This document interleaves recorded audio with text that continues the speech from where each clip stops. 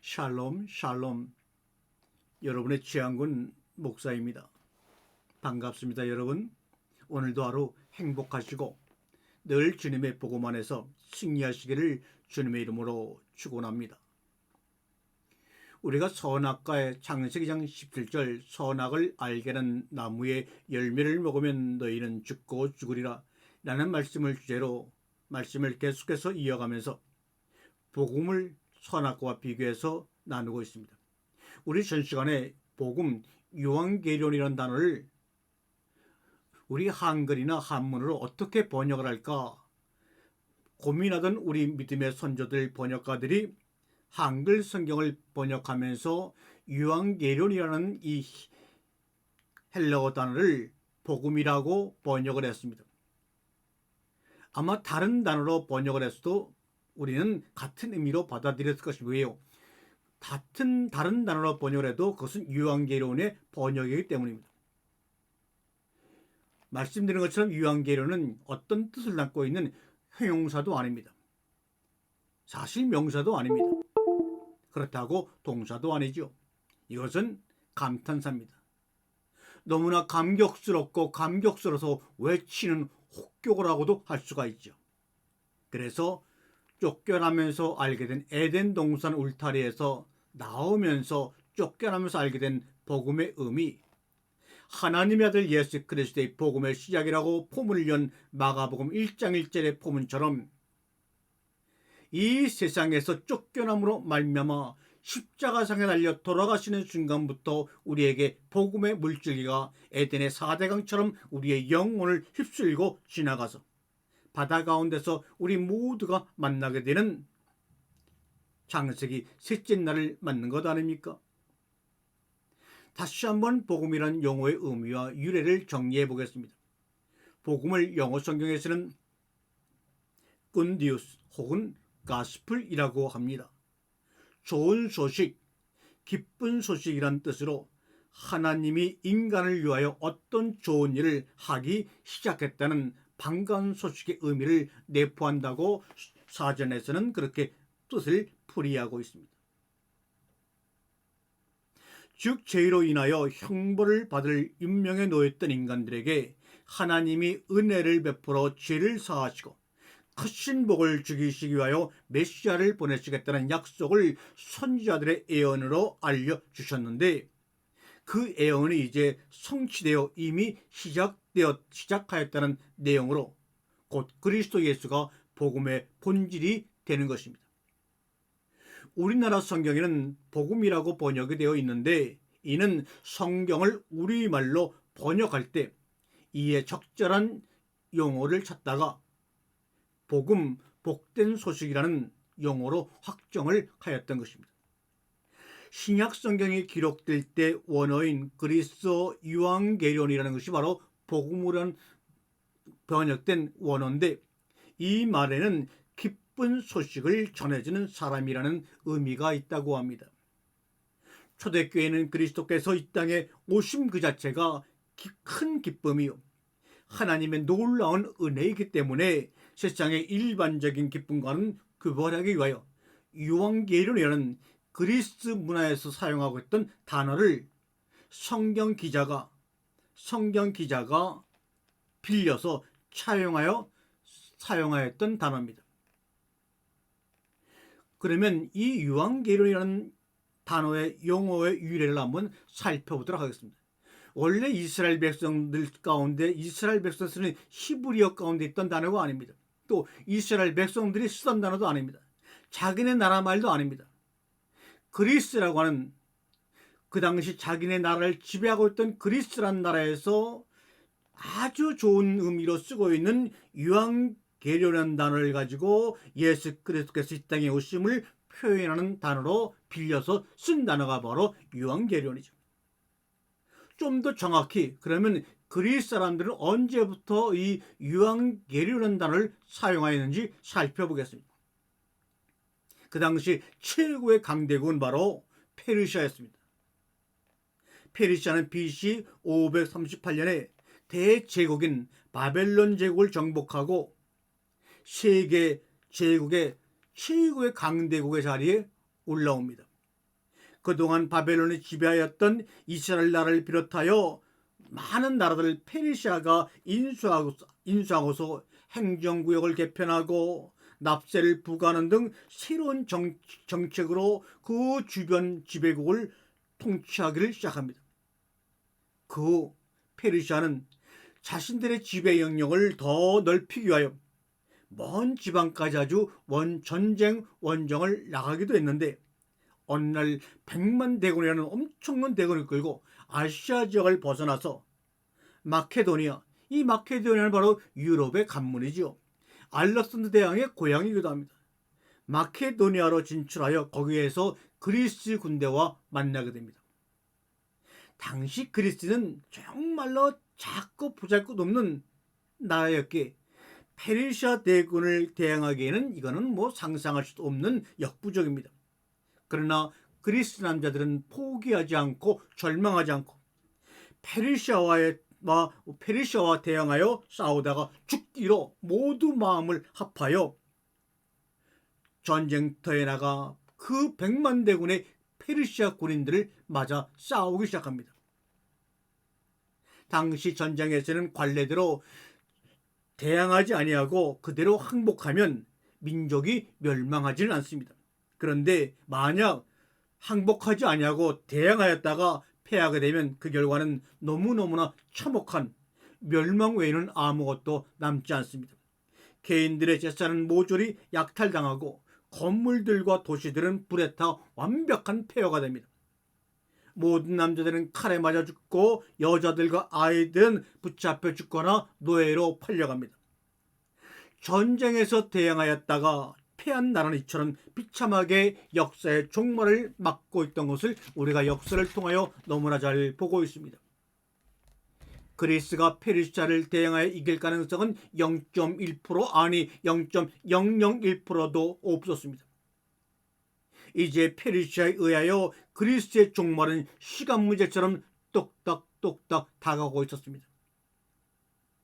사람들은 삶을 포기하고 무서운 죽음의 종말을 기다려야 했고, 더러는 들이나 산 쪽으로 피난하여 거기에서 죽는 날만을 기다리고 있었던 시점입니다. 그런데 전쟁이 시작된 지 한 달이 넘었지만 그리스가 망했다, 페르시아가 이겼다 하는 등 어떤 전쟁의 승패 소식이 들려오지 않았습니다. 전쟁터 소식은 깜깜하였고 그리스 주민들은 그래서 매일매일 불안과 두려움과 함께 마음을 졸이면서 살고 있었습니다. 그러던 어느 날 말이죠. 전쟁터 쪽에서 멀리 한 군사가 숨을 깔딱깔딱 넘어갈 것처럼 하면서 달려오는 모습이 희미하게 보이기 시작합니다. 점점 달려오는 그 군인의 모습이 윤곽에 드러납니다. 숨이 넘어갈 것 같은 달려오는 병사의 심정과 마찬가지로 그 병사의 모습이 점점 눈앞에 윤곽이 보이면 보일수록 아테네 사람들의 마음은 불안한 마음으로 다가오는 군인을 지켜볼 수밖에 없었습니다. 이제는 죽는구나. 42km가 넘는 거리에서 달려온 그 병사는 죽을 힘을 다해 마지막까지 비틀거리며 가까이 다가오고 있었습니다. 그는 아테네 시민들 앞에, 동포들 앞에 다가와서는 힘없이 푹 쓰러지면서 승리는 우리에게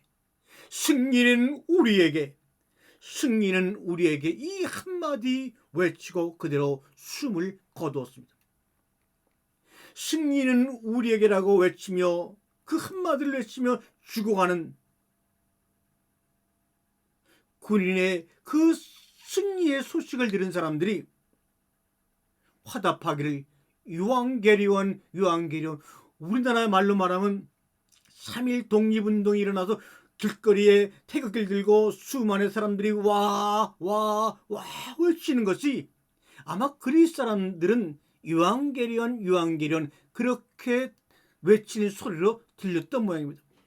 승리는 우리에게라는 그 병사의 마지막 말을 듣고 그 소식을 들은 아테네 시민들이 유앙게리온, 유앙게리온, 유앙게리온, 다 누구나 똑같이 유앙게리온, 유앙게리온 외치기 시작하였고, 그들은 이 기쁜 소식을 다른 사람들에게 알리면서 큰 소리로 유앙게리온하며 즐거워했다고 합니다. 그 유앙게리온이 이렇게 만들어진 감탄사입니다. 이때 전쟁을 역사에서는 필로포네소스 전쟁이라고 하는데, 그 후 그리스 왕 알렉산더가 BC 331년에 페르시아를 완전히 정복함으로 말미암아 그리스가 세계 가장 강한 강대국으로 등장합니다. 사실은 감탄사인데도 불구하고 유앙게리온을 소리로 받아 적으면서 우리는 그 단어를 분석해버리고 말았습니다. 아닙니다.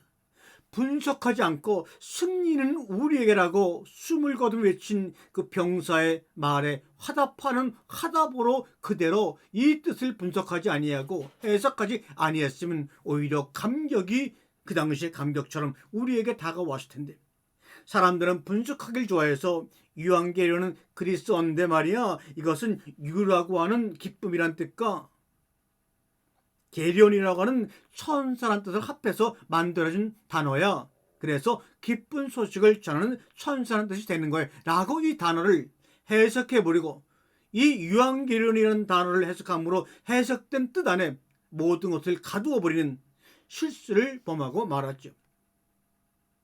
이 단어는 그들이 그때 그 승리는 우리에게라고 하는 기쁜 소식을 전해준 그 병사의 그 말에 화답하는 화답으로 새로 만들어진 단어인데, 유앙게리온이라는 단어를 분석하고 뜻을 매긴 것은 그 후에 오랜 시간이 지난 다음입니다. 초대교회에서는 그리스도의 복음의 기쁨이 너무나 크고 위대하고 신비하기 때문에 세상의 일반적인 기쁨과는 구별하기 위하여 초대교회보다 350년 전에 한때 그리스도인들이 즐겨 사용했던 감탄사 유앙게리온이라는 단어를 그대로 도입하여 사용하였습니다. 그리고 그 유앙게리온 단어를 우리는 복음이라고 번역해서 또 거기다가 기쁜 소식이라고 지연시켜 놓았던 겁니다. 그러나 유앙게리온이라는 단어가 만들어질 때까지는 엄청난 고난과 고통과 죽음과 희생과 헌신이 있었습니다. 오히려 승리는 우리에게라는 소식을 듣고 유앙게리온이라는 것을 외친 것은 순간이죠. 그 순간적인 유앙게리온을 위해서 그들이 당한 고통은 이루 말로 표현할 수가 없습니다. 꾼도 있으라고 복음을 환장시켜서 좋은 일이 벌어지고 좋은 소식이 와야지만 복음이라고 아는 우리들에게 유앙게리온의 뜻을 안다면, 일생의 수찬 고난과 극한 역경 속에서 그리스도를 만나고 내가 누구인지를 알고 그러므로 하나님을 아버지로 부르는 그 순간, 생의 마지막 한 번이요 유일한 유앙게리온, 내 영혼의 깊은 곳으로부터 솟아오르는 생수의 강이 호흡이 되어 세상을 향해 외쳤던 그 순간, 그것이 바로 복음입니다. 복음은 동사도 아니요 명사도 아니요 감탄사, 감격, 숨의 넘침입니다. 그러면 유앙게리온이라는 단어의 뜻을 이 정도까지 우리가 한번 살펴봤으면, 이제 우리 기독교에서 말하는 복음의 특성은 무엇인가 잠시 살펴보고 말씀을 마칩니다.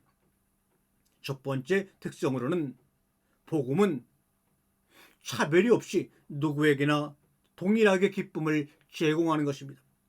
세상에서 경험되는 기쁨은 관계된 자들에게만 해당될 뿐 다른 사람들은 무관하거나 그 반대 현상이 일어나죠. 한쪽에서 기뻐하면 한쪽에서 슬퍼하죠. 여기서 돈을 뺏기면 이 돈이 절로 뭉쳐져 갑니다.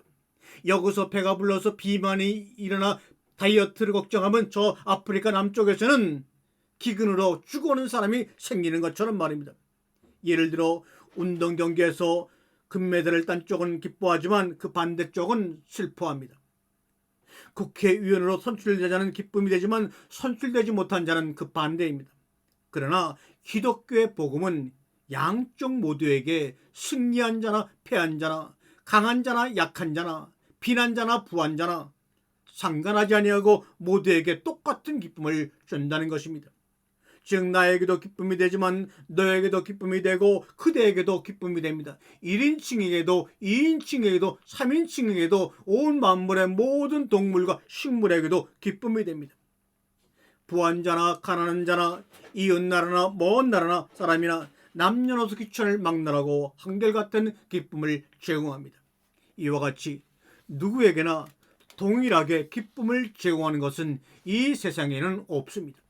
그러나 복음은 누구에게나 공평하게 한결같은 기쁨을 제공하는 하늘나라의 신비한 특성이 있습니다. 복음의 두 번째 특성은 기쁨의 지속성입니다. 세상에서 얻는 기쁨은 그때 잠깐이요 순간입니다. 시간이 지나면 모두가 물거품처럼 이슬처럼 식어지고 사라집니다. 행복을 안겨줄 것처럼 보였던 그 기쁨이 사라져 없어져 버리고 허전함과 아쉬움만 남겨줍니다. 잠시 나타나 보였다가 사라져 없어지는 것들은 참된 것들이 아닙니다. 세상에는 온통 쉽게 변하고 사라지고 부패해버리는 거짓된 것들로 꽉 차 있습니다. 그러므로 세상은 참 기쁨을 우리에게 제공하지 못합니다. 그러나 복음은 오래도록 지속하는 참 기쁨을 우리에게 제공해 줍니다. 어제도 기뻐했지만 오늘도 기쁘고 내일도 기쁨이 됩니다. 한 달이 되고 1년이 되어도 10년이 되어도 100년이 되어도 기쁨의 감정은 변하지 않고 여전합니다. 어려움과 가난과 고난이 닥쳐와도 변하지 않고 핍박이 와도 기쁨은 사라지지 않고 빼앗기지도 않습니다. 사라지지 않고 변하지 않는 것은 참된 것입니다. 세상 사람들은 참 기쁨을 경험해 본 적이 없기 때문에 이 참 기쁨을 이해하지 못합니다. 그리스도 안에서 복음으로 거듭난 자만이 변하지 않는 참 기쁨을 이해하고 의심하지를 않습니다. 이처럼 복음은 변하지 않는 참 기쁨을 제공합니다. 이것이 또 하나의 신비한 복음의 특성입니다. 복음의 세 번째 특성은 큰 기쁨을 제공하는 것입니다. 이 세상이 제공하는 기쁨들은 순간적이면서도 극히 작은 것들 뿐입니다. 사람들은 유치하고 저급하고 작은 기쁨에 매달려 좋아하고 즐거워합니다. 모두 다 허풍스럽고 사소한 것들입니다. 두더지가 땅 위에 좋은 것을 모르고 땅속만을 파헤치면서 무엇을 찾으려 애쓰듯 사람들은 정말 크고 좋은 참 기쁨을 알지 못한 채 작은 것들을 붙잡으려고 수고합니다. 그러나 기독교의 복음은 위대하고 놀라고 큰 기쁨을 제공합니다. 결코 작은 것이 아닌 큰 기쁨을 선물합니다. 충만한 기쁨, 넘치는 기쁨, 표현할 수 없는 기쁨을 제공합니다. 실로 기독교의 복음이 제공하는 기쁨과 견줄 만한 것은 이 세상 어디에도 없습니다. 기독교 신앙인들 중에는 자기 일생에서 경험해 보지 못한 놀랍고 큰 기쁨을 복음에서 처음 체험했다며 지금도 그 기쁨을 누리면서 새로운 인생을 살고 있다고 간증하며 증언하는 것을 쉽게 봅니다. 뿐만 아니라 복음은 기쁨을 날로 증가시켜줍니다. 그 진리를 자세히 그리고 깊이 알면 알수록 그 기쁨은 크게 증가하도록 되어 있습니다. 초대교회에서는 이처럼 복음의 신비스러운 특성 때문에 세상의 일반적인 기쁨과는 차별을 두려고 유앙게리온이라고 하는 특별한 감탄사를 도입하여 사용하였던 것입니다. 복음은 믿는 자들에게 구원을 주시는 하나님의 능력이 되기 때문입니다. 오늘날에도 복음이 바르게 전하여지기만 한다면, 그리고 듣는 자들이 그 내용을 바르게 듣고 이해하기만 한다면 참되고 크고 신비한 기쁨의 삶을 누구나 체험하며 누릴 수 있을 것입니다. 아멘.